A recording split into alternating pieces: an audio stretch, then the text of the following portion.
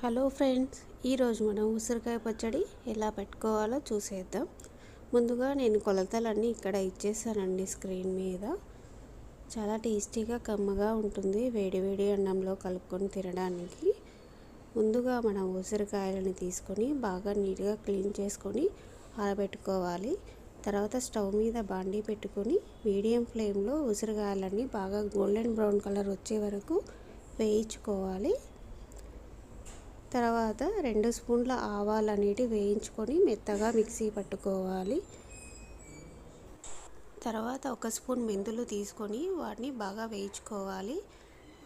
Mixie జార్లో వేసుకొని కచ్చా పచ్చాగా mixie పట్టుకోవాలి.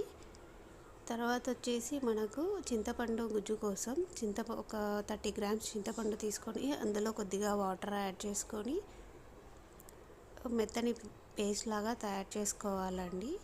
ఈ పేస్ట్ని మనం ఇందాక మిక్సీ వేసుకున్నాం కదా మెంతులు, అందులో వేసుకోవాలి. ఇందులోనే ఉప్పు, కారము, ఆవు పిండి అన్నీ వేసుకొని మిక్సీ పట్టుకోవాలి. ఫైన్ పేస్ట్ లాగా తయారు చేసుకోవాలండి వీడియోలో చూస్తున్న విధంగా. ఒక మిక్సింగ్ బౌల్ తీసుకొని అందులో మనం వేపుకున్న ఉసిరికాయలను కూడా దానిలో పెట్టుకోవాలండి. తర్వాత మనం ప్రిపేర్ చేసుకున్న మిశ్రమంని అందులో వేసుకోవాలి. తర్వాత స్టవ్ మీద ఒక బాండీ పెట్టుకొని దానిలో 4 ఎర్రమిరపకాయలు వేసుకొని ఇందులో 1 స్పూన్ జీలకర్ర, 1 స్పూన్ ఆవాలు వేసుకొని పోపు అనేది రెడీ చేసుకోవాలి.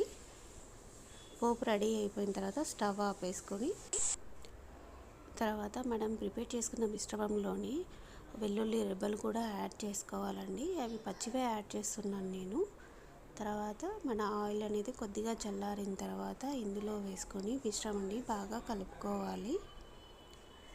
బాగా కలుపుకొని ఒక 1 డే పెట్టామంటే అలాగే మనకు ఉప్పు, కారం అనేది ముక్కలకి బాగా పట్టుకుంటుందండి. చాలా టేస్టీగా ఉంటుంది తినడానికి వేడి వేడి అన్నంలో. Thank you for watching. Please subscribe.